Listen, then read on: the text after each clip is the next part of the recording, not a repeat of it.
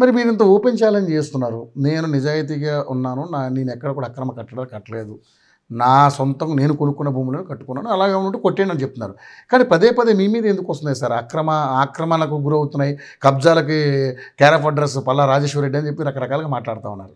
9 నెలల నుంచి ఎలక్షన్లో నేను జనగామ పోయినప్పటి నుంచి మొదలు పెడితే ఇప్పటిదాకా కూడా ఇవాళ ఎవరైతే నాకు భూమి కొనిచ్చిండ్రో వాళ్ళు కూడా మాట్లాడుతూ ఉన్నారు. వాళ్ళు కూడా మాట్లాడుతున్నారు. వాళ్ళే కొనిచ్చి కోర్టు నుంచి అన్ని క్లియరెన్స్ అనేది కొనాలని నా వెంట 6 నెలలు పడ్డ తర్వాత నేను తీసుకున్న తర్వాత ఏ భూమి అయితే వాళ్ళు కూడా నా వెంట పడుతూ ఉన్నారు. ఇంకేమని ఇస్తారా అని చెప్పేసి ఉద్దేశంతో. కాబట్టి దేనికి కూడా మనం లొంగేది లేదు.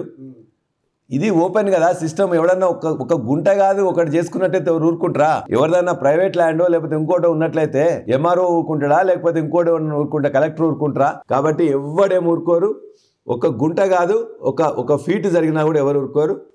కాబట్టి ఇష్టం వచ్చినట్టు బెదిరించి చేద్దాం అనుకుంటే ప్రతిపక్షంలో ఉన్నా కాదు, నిప్పులాగుంటా, నిజాయితీలాగుంటా. ఖచ్చితంగా ఏదైనా ఉన్నట్లయితే నేను ఎదుర్కొంటా.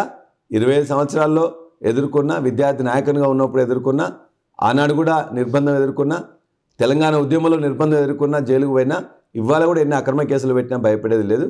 నిక్కచ్చిగా నేను ఏదైతే నమ్మిన సిద్ధాంతం కోసం పనిచేస్తా. ప్రజలు నన్ను ఎన్నుకున్నారు కాబట్టి నా జనగామ ప్రజలకు న్యాయం చేస్తూ వాళ్ళందరికీ 5 సంవత్సరాల్లో వాళ్ళకి ఏదైతే చెప్పినో బరాబరిగా విద్యలో కావాల్సిన సహాయం చేస్తా, వైద్యంలో ఉచిత సేవలు అందిస్తున్నా.